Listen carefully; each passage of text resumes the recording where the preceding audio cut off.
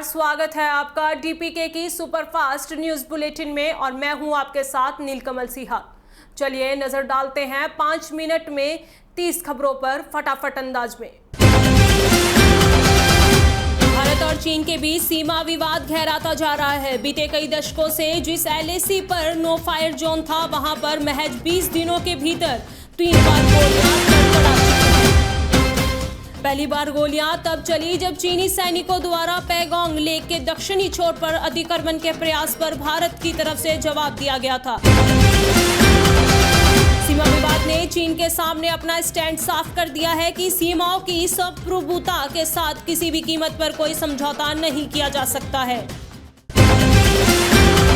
15 जून को हुई गलवान घाटी की घटना के बाद भारत ने कड़ा रुख अख्तियार किया है। दोनों देशों में सैन्य और राजनयिक स्तर की वार्ता कई बार हो चुकी है। वित्त मंत्री निर्मला सीतारमण ने बैंक उपभोक्ताओं के संरक्षण के लिए लोकसभा में बैंकिंग रेगुलेशन एक्ट 1949 में संशोधन के लिए विधेयक पेश कर दिया है। के मानसून सत्र के पहले ही दिन सोमवार को सार्वजनिक क्षेत्र के बैंकों को रिकैपिटलाइजेशन बॉन्ड के जरिए 20,000 करोड़ रुपए देने के लिए संसद की मंजूरी मांगी थी। लोकसभा में अनुदान की अनुपूरक मांगों को रखते हुए वित्त मंत्री सीतारमण ने कहा कि इससे देश का राजकोष या घाटा भी नहीं बढ़ेगा। दिल्ली पुलिस की स्पेशल सेल ने दिल्ली दंगा मामले में अनलॉफुल एक्टिविटी प्रिवेंशन एक्ट यानी UAPA के तहत आज कंकड़दुमा 15 लोगों को आरोपी बनाया है। इस चार्जशीट में पुलिस ने यह खुलासा किया है कि कैसे पूरी दिल्ली को दंगों की आग में धकेलने की प्लानिंग की गई थी। 15,000 से ज्यादा पन्नों की चार्जशीट में पुलिस ने बताया है कि CAA NRC के खिलाफ देश भर में जो प्रोटेस्ट चलाया जा रहा था। इंडियन रेलवे 21 सितंबर से 40 क्लोन ट्रेनें चलाने जा रहा है। इन ट्रेनों का शेड्यूल जारी कर दिया गया है।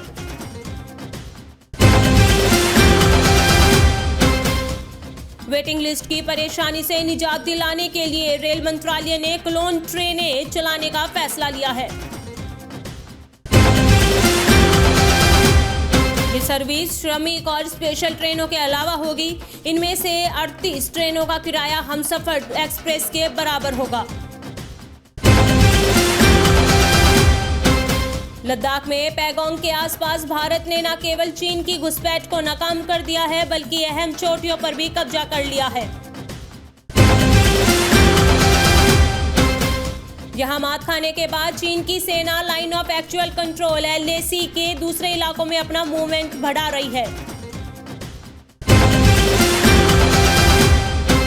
चीन ने अरुणाचल में LAC से 20 किलोमीटर दूरी पर अपना सेना का मूवमेंट बढ़ा दिया है। यहां के बर्फीले इलाकों में भी सैन्य ठिकाने बना लिए हैं। कोटा जिले के इटावा के पास चंबल नदी में नाव पलटने से 11 लोगों की मौत हो गई। सभी के शव निकाले जा चुके हैं। 3 लोग लापता हैं। हादसा बुधवार सुबह 9 बजे हुआ। मृतकों में 6 पुरुष, 4 महिलाएं और 1 बच्चा शामिल है। नाव चलाने वाला तैरकर बाहर निकल आया। नाव 25 लोगों का भार उठा सकती थी, लेकिन उसमें 40 लोग सवार थे। इन लोगों ने नाव में 14 बाइक भी रख दी थी। इसी वजह से नाव पलट गई। जहां हादसा हुआ वहां नदी की गहराई 40 से 50 फीट थी। सरदार शहर पुलिस थाना के स्थानांतरित थानाधिकारी महेंद्र दत्त शर्मा का अभिनंदन किया गया। पंचायत निर्वाचन की लोक सूचना पंच सरपंच के लिए आज जारी की गई। पंचायत समिति बावड़ी के 32 ग्राम पंचायतों व 272 वार्ड पंचों के निर्वाचन हेतु लोक सूचना मास्क वालों से जुर्माना राशि वसूली। राशि राजकोष में कई जमा। मास्क नहीं तो टास्क नहीं के बोर्ड किए चस्पा। पूर्वी लद्दाख में चीन की घुसपैठ की कोशिशों के चलते भारत चीन के बीच तनाव चरम पर है। इसी बीच भारतीय सेना वहां बोफोर्स होवित्जर तोपें तैनात करने की तैयारी कर रही है। सेना के इंजीनियर बोफोर्स तोपों की सर्विसिंग में जुटे हैं। ये तोपें कुछ दिनों में बॉर्डर पर तैनात कर दी जाएंगी।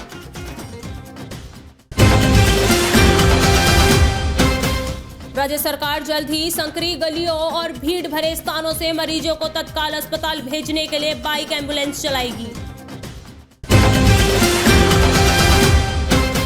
चिकित्सा एवं स्वास्थ्य मंत्री डॉक्टर रघु शर्मा ने बताया कि शुरुआत में प्रायोगिक तौर पर जयपुर, अजमेर और जोधपुर में यह बाइक एम्बुलेंस चलाई जाएगी। प्रदेश कांग्रेस के मुख्यालय में 5 महीने चले जनसुनवाई कार्यक्रम के बाद अब इस जनसुनवाई के फिर से शुरू होने के कोई आसार नहीं है।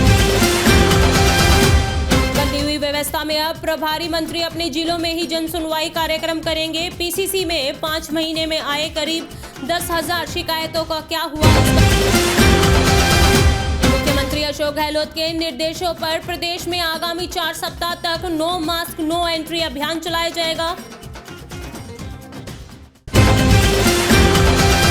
सभी लोग सार्वजनिक स्थानों, सड़कों, बाजारों, कार्यस्थलों, धार्मिक स्थलों, सार्वजनिक परिवहन के साधनों, सामाजिक आयोजनों पर नो मास्क नो एंट्री।